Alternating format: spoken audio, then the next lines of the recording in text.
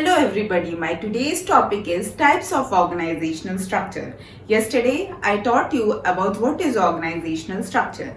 Now there are two types of organizational structure. One is functional structure, the other one is divisional structure. Today I am going to teach you about functional structure. Now, functional structure refers to group of jobs of similar nature under one department. So, similar nature of work are grouped under one department. Let's say, for example, all the purchase related work are grouped under purchase department. Now, I have made this flow chart where there are four different departments. One is production department, the other one is purchase department, finance department and marketing department. Now, here production related work is grouped under production department. Then finance related work is grouped under finance department. And marketing department deals with selling of the product, advertisement of the product and all. That's why similar nature of work is performed under each and every department. This is all about functional department.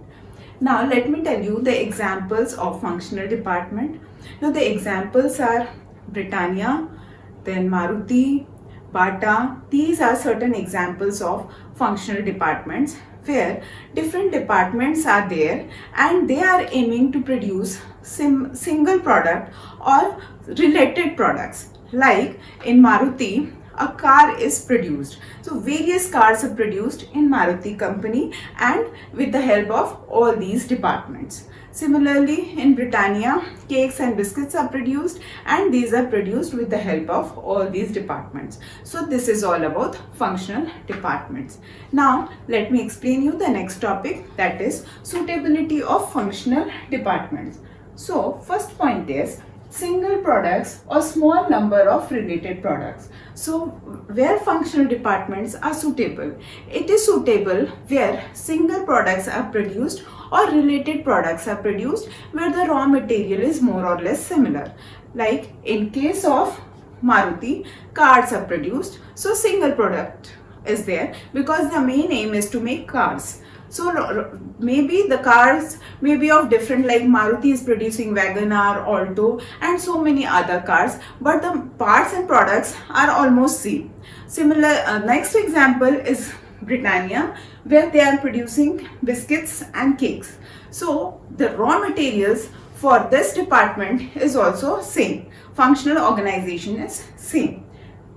Next point for suitability is task requires a higher degree of specialization, knowledge and skills.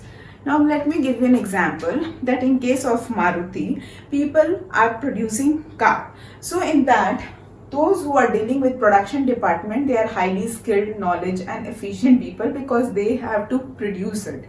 Then purchase department is very much skilled in purchasing of the raw materials or purchasing of machineries and equipments. So every department people are very much knowledgeable and skills. So that's why it is said that it requires high degree of specialization, knowledge and skills. Now let's come to the advantages of functional structure.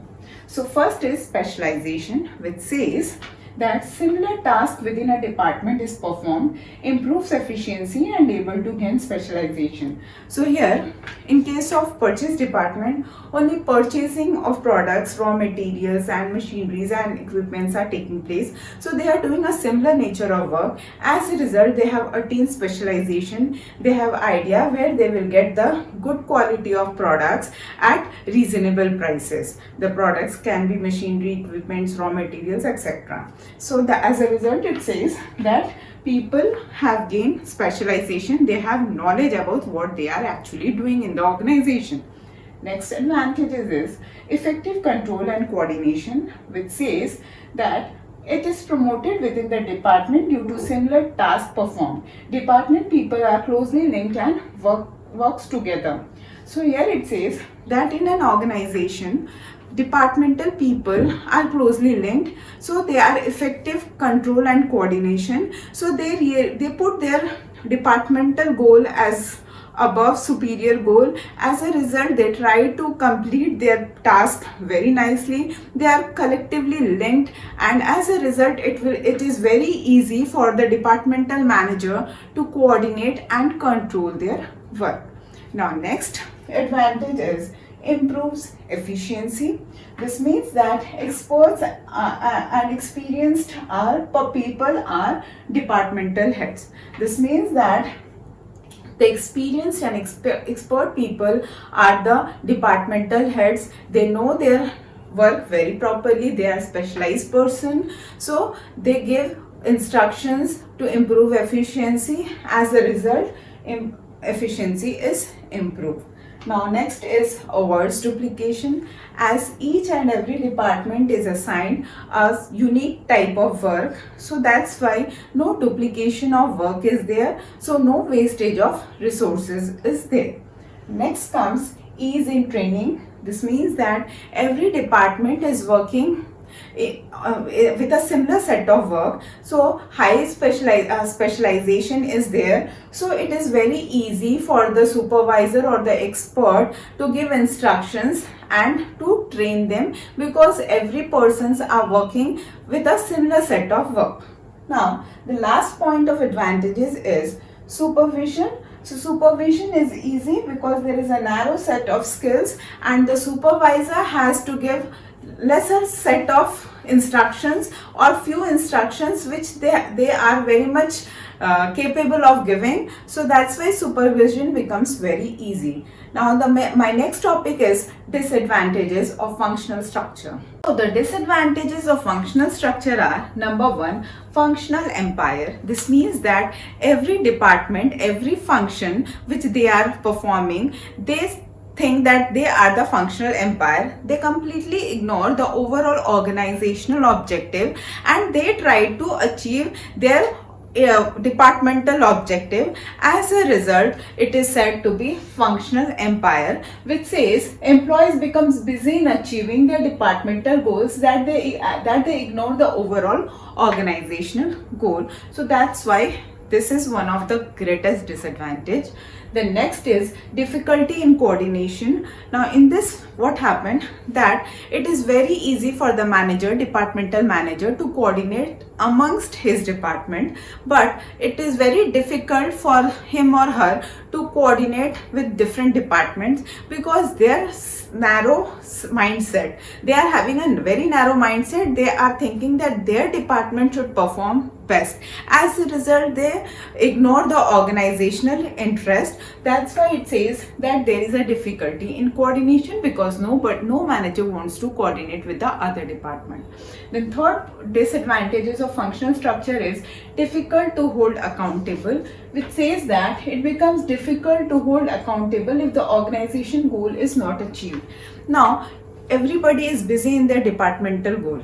So, it is very difficult to hold accountable if the organizational goal is not achieved because all the departments start playing blame game. Now let's take an example. If marketing department is unable to sell the product, then they will start blaming the production department, and the production department will say that my product was very good, but what I can do if the purchase department will not give me that good quality of raw material which was required. Now the purchase department will start blaming finance department that this much money was assigned by the finance department. Thus they start playing the blame game. As a result, it becomes very difficult to hold accountable that who is the person who is lacking so that the organizational goal is not achieved. So nobody is going to take the responsibility.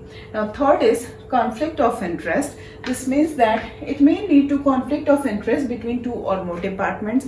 Again, it is almost similar to point number third, that here conflict of interest, everybody will try to protect their interest and a conflict will arise. Like suppose if the marketing department is unable to sell the product, they will blame the production department saying that the product was not user friendly, consumer friendly, it was not up to the mark, so I was unable to sell it. So now this ways they will hold accountable to each other and a conflict of interest will be there. And last point is inflexibility. So employees are having limited skills, limited knowledge, limited experience. They have the knowledge, but it is related to their department. Not, they won't be easily, it is very impossible to shift them in any other of department because they only know the departmental work. As a result, they are unable to shift to the higher position or to another department because of this inflexibility. Thank you.